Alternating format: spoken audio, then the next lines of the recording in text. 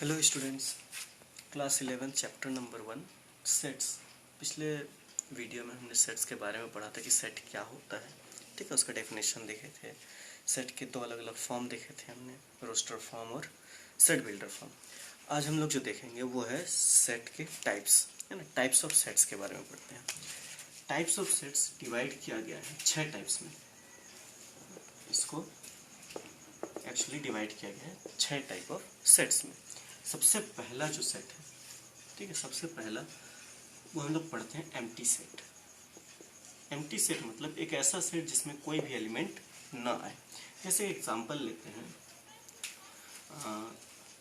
Set of natural numbers, set of natural numbers less than 1। 1 से छोटा कोई natural number set तैयार करते हैं। 1 से छोटा अगर कोई रैशनल नंबर, नेचुरल नंबर नहीं होता है, कोई भी नेचुरल नंबर। नेचुरल नंबर्स किसको कहते हैं? 1 के आगे 1 2 3 4। अब कहता है लेस देन 1 मतलब 1 से छोटा कोई नेचुरल नंबर लेना है। तो 1 से छोटा कोई भी नेचुरल नहीं होता है, उस सेट ऐसे ही रह जाएगा, बीच में कोई भी एलिमेंट नहीं आ जाएगा। ठीक है, कोई भी एलिमेंट यहाँ पर नहीं लिख सकते हम लोग। तो इसको क्या कहा जाता है? Empty set. इसको ऐसे भी डिनोट किया जाता है 5 से। अगर कोई एलिमेंट नहीं है, कोई एक एम्प्टी सेट है, तो उसको 5 से भी डिनोट करते हैं, ऐसे 2 कर्ली ब्रैकेट लगा देते हैं। सेट के अंदर कुछ भी, कोई भी एलिमेंट नहीं होता है। एम्प्टी सेट को एक और नाम से जाना जाता है, इसको नल सेट भी कहा जाता है ना। तो क्वेश्चंस में कई बार एम्प्टी सेट पूछता है, कई बार नल सेट लिख देता है, तो उसमें कंफ्यूज नहीं होना है, दोनों एक ही चीज है, एम्प्टी सेट या नल सेट, एक ही चीज को कहा जाता है। ये तो हो गया पहला type of set, empty set, जिसको हम लोग क्या कहते हैं? नल सेट भी कहते हैं। इसके बाद जो दूसरा नंबर पर आता है, हम लोग देखते हैं सेकेंड टाइप ऑफ सेट जो है वो है फाइनाइट सेट। ठीक है, फाइनाइट सेट उसको कहते हैं जिसमें नंबर ऑफ एलिमेंट्स हमको पता होता है कि कितने एलिमेंट्स हैं। जैसे हम लोग लिखते हैं, मान के चलो एक ऐसा सेट डिफाइन करते हैं, a is equal to x, x belongs to n, मतलब x is a natural number, natural number से बिलोंग करता है, और फिर x less than equal to 5, ऐसा एक सेट डिफाइन करते हैं। तो इसको कैसे लिखेंगे हम लोग? क्या लिखना है? नेचुरल नंबर्स लिखना, और वो क्या होना चाहिए? लेस देन और इक्वल टू 5। तो लेस देन और इक्वल टू 5, 5 से छोटा 1 2 3 4, और इक्वल टू भी मतलब 5 भी। तो ये क्या है? एक फाइनाइट सेट है जिसमें पता है कि कितने एलिमेंट्स हैं, 5 एलिमेंट्स हैं या 10 एलिमेंट्स या 100 एलिमेंट्स हैं, कितने। अगर पता है, फिक्स है कि कितने एलिमेंट्स हैं, तो उसको क्या कहेंगे हम लोग? Finite set. एक और एग्जांपल लेते हैं, जैसे x is equal to a belongs to w, मतलब whole number, a is less than और इक्वल टू 100। होल नंबर मतलब कहाँ से स्टार्ट होगा? 0 से स्टार्ट होगा, 1 2 3 4 ऐसे चलते जाए, कहाँ तक कहता है? लेस देन और इक्वल टू, मतलब 100 से छोटा हो सकता है, 98 99, और इक्वल मतलब 100 तक। तो ये सेट भी पता है हमको कितने एलिमेंट्स हैं यहाँ पर, 100 और 101 एलिमेंट्स हैं। तो ये कैसे सेट्स हैं? फाइनाइट सेट, जिसमें हमको पता होता है कितने एलिमेंट्स हैं।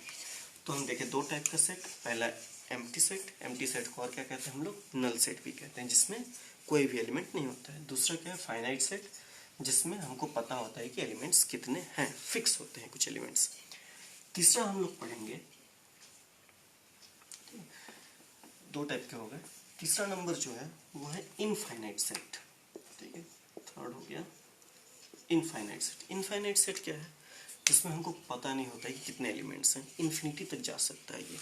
जैसे फॉर एग्जांपल हम लोग देखें, एक मैं एग्जांपल लेता हूँ, b is equal to x, x belongs to z. ठीक है, जेड मतलब क्या होता है? जेड की जगह पर आई भी लिखा जाता है कई जगहों पर। इसका मतलब होता है इंटीजर्स, मतलब नेगेटिव नंबर्स पे पॉजिटिव नंबर्स पे।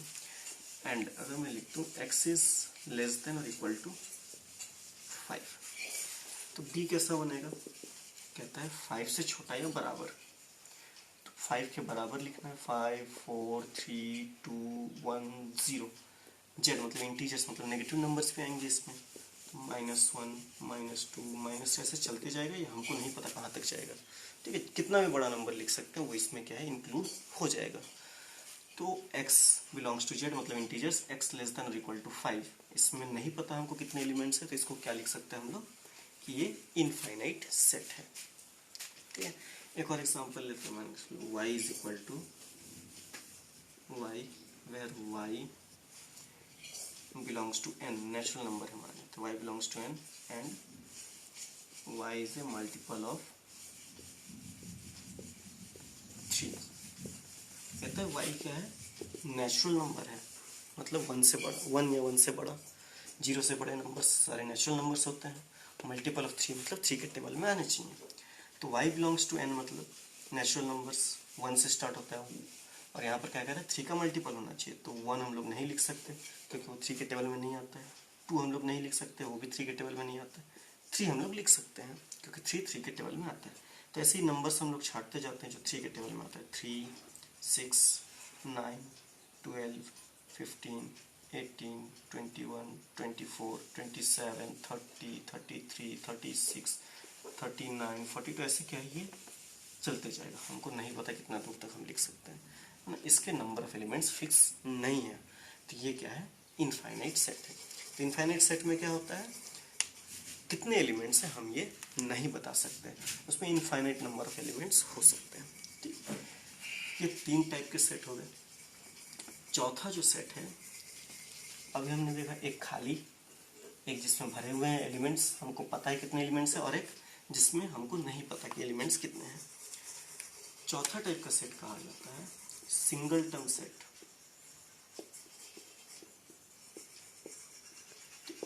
सिंगलटन सेट मतलब जिसमें एक ही एलिमेंट हो, सिंगल एलिमेंट अगर हो तो उसको क्या कहा जाता है, सिंगलटन सेट कहा जाता है। जैसे मैं एक एग्जांपल लो, a is equal to x, x belongs to n, मतलब x एक नेचुरल नंबर है and x is an even prime number. कहता है a क्या है, नेचुरल नंबर है, मतलब 1 या 1 से बड़ा, x प्राइम नंबर भी है और x क्या है, इवन नंबर भी है। तो इवन प्राइम, देखो प्राइम नंबर्स कौन कौन से होते हैं, 2 होता है, 3 होता है, 5 होता है, 7 होता है, फिर 11 होता है, 13, 17, 19, जो किसी दूसरे नंबर से डिवाइड नहीं होते हैं। तो इसमें इवन नंबर कौन सा है, एक ही इवन नंबर दिखता है 2। ठीक है, इवन प्राइम नंबर क्या है, 2 है बस एक, तो a इज इक्वल टू क्या हो जाएगा 2, बस एक ही एलिमेंट दिख रहा है हमको। तो अगर सिर्फ एक एलिमेंट आता है किसी एक सेट में तो उसको क्या कहा जाता है, सिंगलटन सेट कहा जाता है। ये हो गया सिंगलटन सेट। एक और एग्जांपल लेते हैं, इसमें ऐसा क्वेश्चन है, b is equal to x, x is a whole number which is not a natural number. एक ऐसा सेट हमको बनाना है जिसमें एलिमेंट्स कैसे होने चाहिए, होल नंबर हो सकते हैं पर वो नेचुरल नंबर नहीं हो सकते। तो देखो होल नंबर क्या होता है, 0, 1, 2, 3, ये होल नंबर्स होते हैं। नेचुरल नंबर 1, 2, 3, ये सब क्या होते हैं, नेचुरल नंबर्स। जितने भी होल नंबर्स है वो सारे नेचुरल नंबर्स भी हैं, लेकिन कहता है एक ऐसा होल नंबर चाहिए जो नेचुरल नंबर नहीं है। तो ऐसा एक ही नंबर है जो कि होल नंबर तो है पर नेचुरल में नहीं होता है, क्या है वो, 0। तो b में एक ही एलिमेंट आ रहा है 0। तो ये दोनों क्या है, सिंगलटन सेट है ना, जिसमें सिर्फ एक एलिमेंट हो उसको क्या कहा जाता है, सिंगलटन सेट कहा जाएगा। तो पांचवा टाइप का सेट देखते हैं हम लोग, equal set. 5th number equal set. Equal set मतलब क्या होता है, 2 सेट मान के चलो हमने लिया, एक ले लेता हूँ मैं, b is equal to x, x is a letter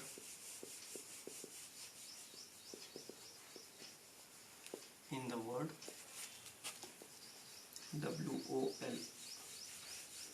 WOLF। इस वर्ड में लेटर्स का एक सेट बनाना है। और C में ले लेता हूँ एक और, x is a letter in the word follow. ठीक है, दोनों सेट तैयार करते हैं। चलो B क्या है, इस वर्ड में वुल्फ में कौन कौन से लेटर आते हैं ये पता करना है। W है, O है, L है और F है। C में क्या है, फॉलो में कौन कौन से लेटर्स है वो पता करना है। F है, O है, L है। कोई भी एलिमेंट रिपीट नहीं करते हम लोग। एल यहाँ 2 बार है, पर हमको क्या पूछा, कौन कौन सा लेटर है उसमें। ये नहीं कि कौन 2 बार है कि 3 बार है, ये नहीं लिखना है हमको। ठीक है, एल 2 बार है, लेकिन हम क्या लिखेंगे, एक ही बार एल लिखे, हमको बस बताना है कौन सा लेटर वहाँ यूज़ हुआ है। तो एफ हो गया, ओ हो गया, एल लिख चुके, ओ लिख चुके, एक डब्ल्यू। अब देखो ये दोनों सेट इक्वल है कि नहीं। इक्वल से मतलब ये नहीं किस तरीके से अरेंज है उसको नहीं देखना है, हमको बस देखना है कि दोनों में एलिमेंट सेम है कि नहीं। डब्ल्यू दोनों में है, ओ दोनों में है, एल दोनों में, एफ दोनों में है, कुछ भी अनइक्वल नहीं है इसमें। तो बी और सी क्या है, इक्वल सेट। इसको लिख सकते हैं set B is equal to set C. तो इक्वल सेट कब कहा जाएगा, जब उनके अंदर के, दोनों सेट के अंदर के सारे एलिमेंट्स क्या हो, सेम हो, कोई भी एलिमेंट्स अनइक्वल ना आ जाए इसमें। एलिमेंट्स के अरेंजमेंट से मतलब नहीं देखना हमको, किस तरीके से अरेंज आगे है पीछे, हमको बस ये देखना है कि सारे एलिमेंट्स हैं कि नहीं उसमें।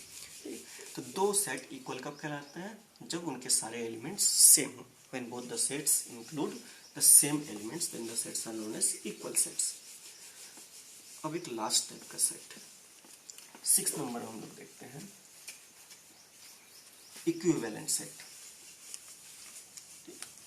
6 नंबर है इक्विवेलेंट सेट। अब इक्वल और इक्विवेलेंट में बहुत बड़ा अंतर है, दोनों सेम चीज नहीं है। पढ़ने में या मीनिंग में सेम चीज लगते हैं कि इक्वल या इक्विवेलेंट। इक्विवेलेंट, इक्वल मतलब क्या है, एक सेम रहे पूरा चीज। ठीक है, इक्विवेलेंट मतलब एक जैसा दिखने वाला इक्विवेलेंट होता है। एक जैसा दिखने से यहाँ पर मतलब है, जैसे मैं लिखता हूँ एक set A is equal to 1 2 3 और B मैंने ले लिया ABC, ये दोनों क्या है, इक्विवेलेंट सेट है। Set A and set B are equivalent set. तो इक्विवेलेंट सेट मतलब क्या हो गया, जब नंबर ऑफ एलिमेंट्स दोनों में सेम हो तब उसको क्या कहा जाता है, इक्विवेलेंट सेट कहा जाता है। एलिमेंट्स क्या, उससे मतलब नहीं है यहाँ पर इक्विवेलेंट, वो इक्वल में मतलब था कि एलिमेंट्स भी सेम होने चाहिए। इक्विवेलेंट में क्या है, नंबर ऑफ एलिमेंट्स सेम होने चाहिए। Number of elements in A, set A में कितने एलिमेंट्स हैं, यहाँ पर 3 है। Number of elements in B, set B में कितने एलिमेंट्स हैं, यहाँ पर भी क्या है, 3 है। अगर दोनों सेट में सेम नंबर ऑफ एलिमेंट्स है तब क्या कहा जाएगा कि दोनों सेट क्या आपस में इक्विवेलेंट है। जैसे एक और एग्जांपल लेते हैं इसका, एक्चुअली हमको दे दिया a is equal to x, x belongs to n and x is first 4 multiples of 2। ठीक है, first 4 multiples of 2। b x belongs to n and x is a factor of 6। Actually ये दो set मिल गया हमको। अब दोनों set तैयार करते हैं हम लोग।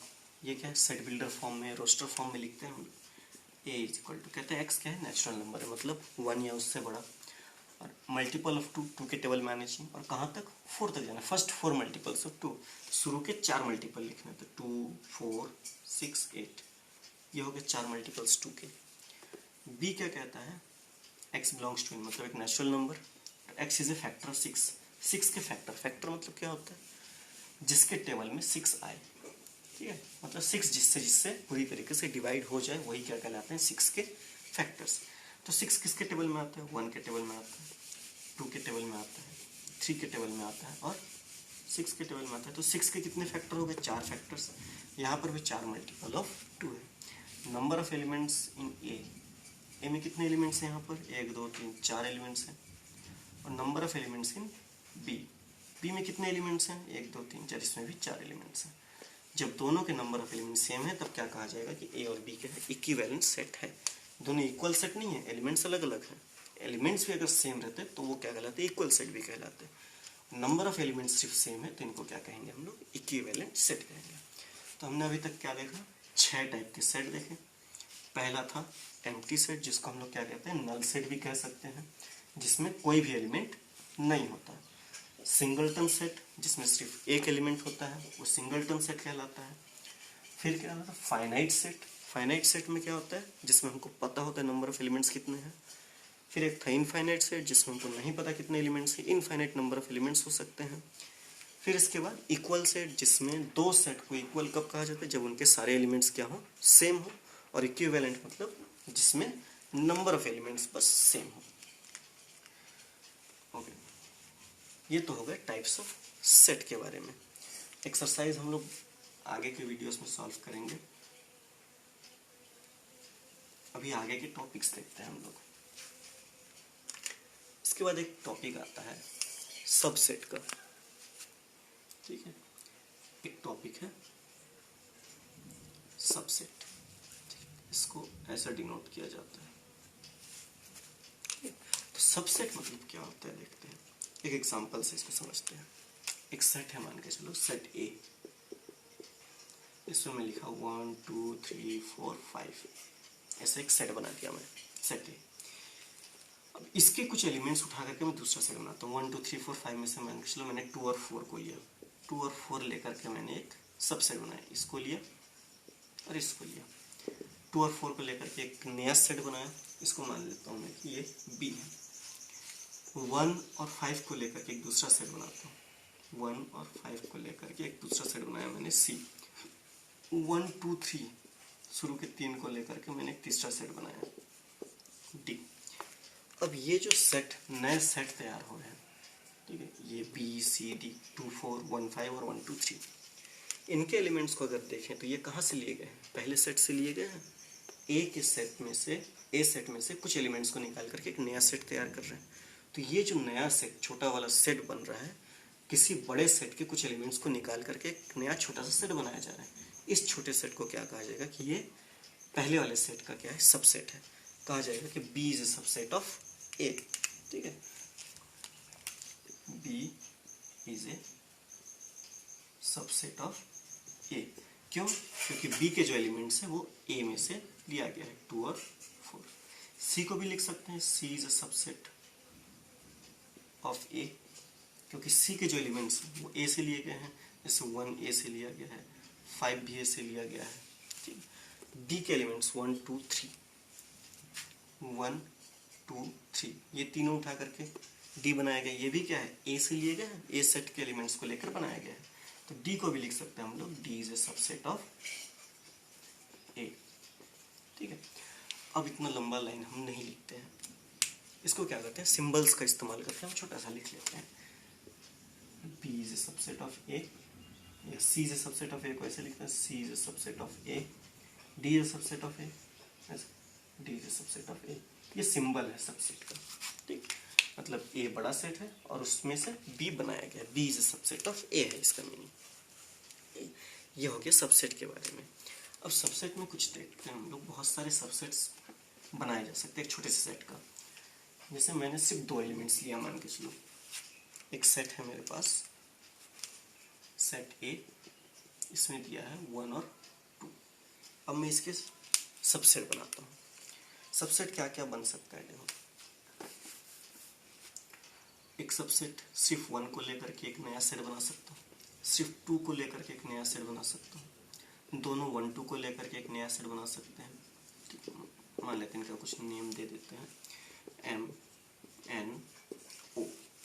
और कोई सेट तैयार हो सकता है कि इसमें एक एक को लेकर के बना दिए, दोनों को लेकर के भी एक सेट बना दिए। एक और सेट हो सकता है, अगर मैं कुछ भी ना लिखूं, ऐसे एम्प्टी लिख दूं, तो यहीं से लिया गया। एम्प्टी सेट क्या है, इसका सबसेट होता है।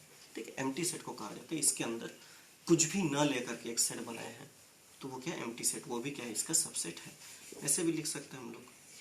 ठीक है, फाइन। अब देखो ए और ओ, इन दोनों को अगर देखें, ए में दोनों एलिमेंट हैं, ओ में भी दोनों एलिमेंट हैं। ओ क्या है, ए से बनाया गया, हम लिख सकते हैं O is a subset of A. O क्या है, ए का सबसेट है। ऐसे ही मैं ए को ओ का सबसेट लिख सकता हूँ। ठीक है, ओ क्या है, 1 2 है, और ए क्या क्या है, 1 2। तो अगर मुझे पता नहीं हो कि पहले कौन सा सेट दिया गया था मुझे, मैं कह सकता हूँ ए ओ से उठा करके बनाया गया है, ओ के एलिमेंट्स को लेकर के एक नया सेट बनाया, 1 2 दोनों को लेकर के, तो वो क्या बन गया, ए बन गया। तो मैं यहाँ पर लिख सकता हूँ कि ए भी क्या है, ओ का सबसेट है।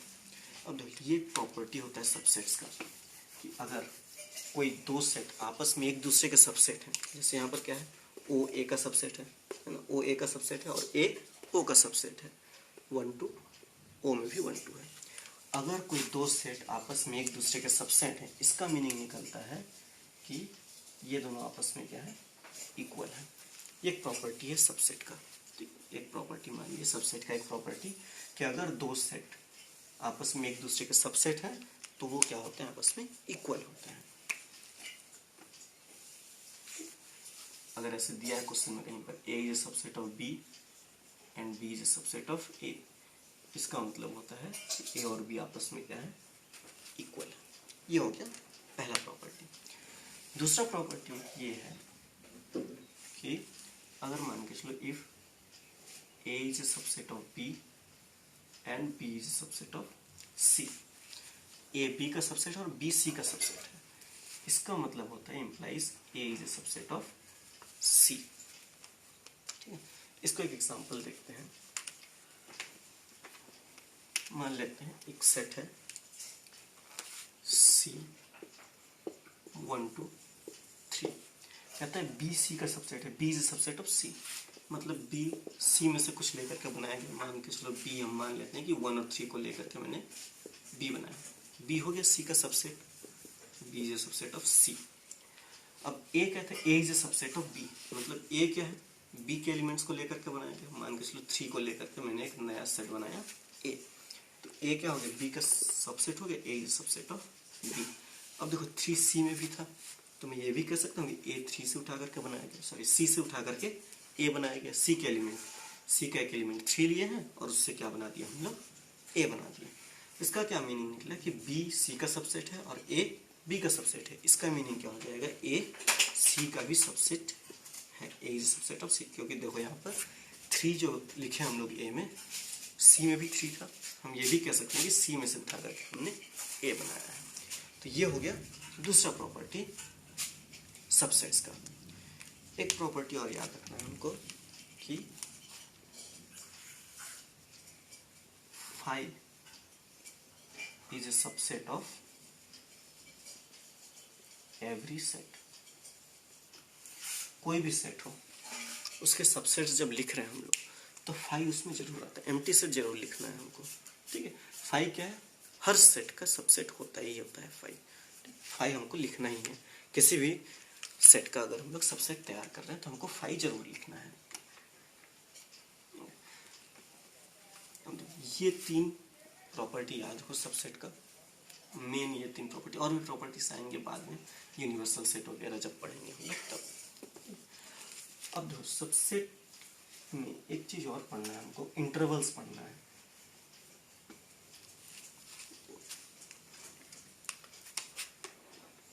इंटरवल्स,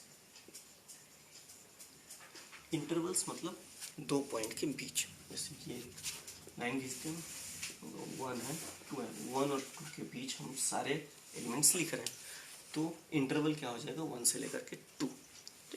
इसको कई बार ऐसे लिखा रहता है 1 2, कई बार ऐसे लिखा रहता है 1 2, कई बार ऐसे लिखा रहता है 1 2, और कई बार ऐसे लिखा रहेगा 1 2। इन सब का अलग अलग मीनिंग है, ठीक है, उन्हीं को देखेंगे अभी हम लोग।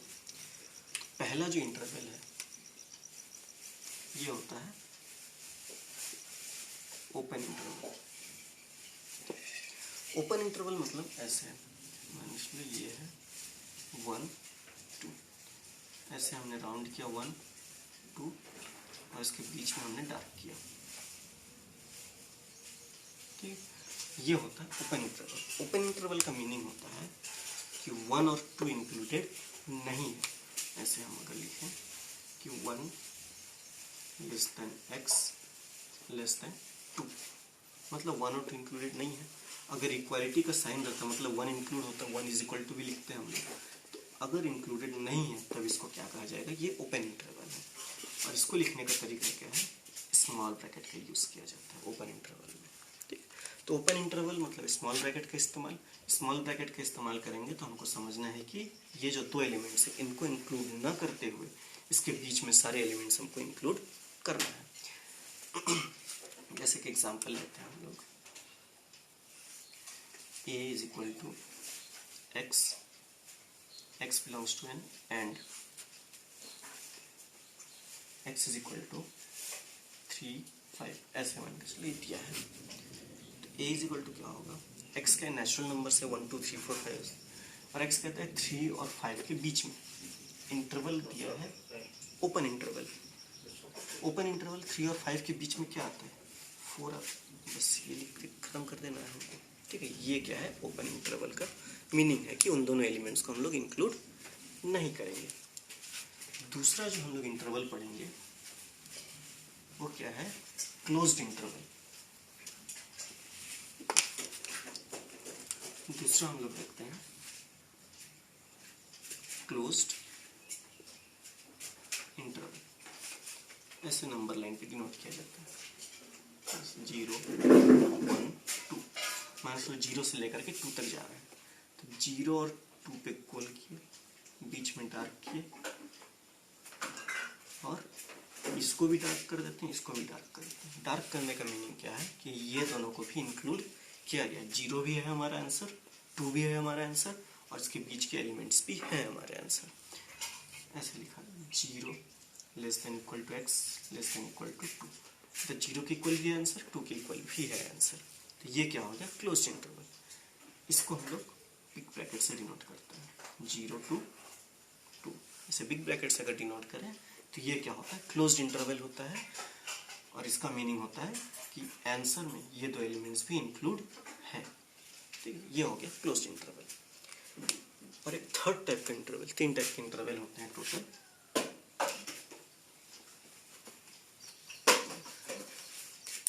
थर्ड इंटरवल है सेमी क्लोज्ड और सेमी ओपन इंटरवल। मतलब एक तरफ स्मॉल ब्रैकेट रहे और एक तरफ बिग ब्रैकेट रहे। ऐसे मान के चलो ये ए है, बी है, यहाँ पर सी है, डी है मान लेते हैं। तो इसका मीनिंग क्या है, स्मॉल ब्रैकेट का मतलब क्या था, ओपन इंटरवल, वो एलिमेंट इंक्लूडेड नहीं है। बिग ब्रैकेट का मतलब क्या था, क्लोज्ड इंटरवल, वो एलिमेंट इंक्लूडेड है। इसका मतलब है हमारा x ग्रेटर देन ए को इंक्लूड नहीं किया गया है, less than equal to B, B equal है आंसर के, ए इक्वल नहीं है, मतलब ए से बड़ा और बी से छोटे और बी भी आएगा इसका आंसर। ठीक है, तो इधर से आधा ओपन है और आधा क्या है, क्लोज्ड है। तो इसको सेमी ओपन या सेमी क्लोज्ड कह सकते हैं। इसको देखो सी की तरफ क्या, बिग ब्रैकेट, मतलब ये क्या है, एक क्लोज्ड इंटरवल है। तो क्लोज्ड इंटरवल मतलब इक्वल भी रहेगा। डी की तरफ स्मॉल ब्रैकेट मतलब ओपन इंटरवल, मतलब डी इंक्लूडेड नहीं है, तो इधर इक्वल साइन नहीं रहेगा। ये हो गए 3 टाइप के इंटरवल्स टोटल, एक ओपन, एक क्लोज्ड और एक सेमी ओपन या सेमी क्लोज्ड कह सकते हैं। कैसे, एक तरफ ओपन रहेगा, एक तरफ क्लोज्ड रहेगा।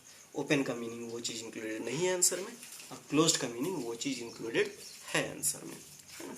ऐसे एक मैं लिखूं ऐसे 1 5, इसका मीनिंग क्या हो जाएगा, 1 इंक्लूडेड नहीं है, तो 1 के बाद 2 3 4 5 की तरफ बिग ब्रैकेट मतलब 5 इंक्लूडेड है, 5 भी हमको आंसर में लिखना पड़ेगा। okay, इसका एक एग्जांपल लेते हैं 0 6। ऐसे 0 की तरफ बिग ब्रैकेट मतलब इधर क्लोज्ड है, 0 आंसर में इंक्लूडेड है। 0 1 2 3 4 5 6 के साथ देखो कौन सा ब्रैकेट है। स्मॉल ब्रैकेट का मीनिंग क्या होता है, ये ओपन है, ओपन मतलब ये आंसर में इंक्लूडेड नहीं है, तो 6 यहाँ पर आंसर में नहीं आएगा। तो बिग ब्रैकेट मतलब इंक्लूड होता है और स्मॉल ब्रैकेट मतलब वो साइड इंक्लूड नहीं होता है। तो ये हो गए 3 टाइप के इंटरवल्स टोटल। अब इनको नोट्स बनाएंगे और अगले जो वीडियो है उसमें हम लोग कुछ एक्सरसाइज के क्वेश्चन सॉल्व करने की कोशिश करेंगे।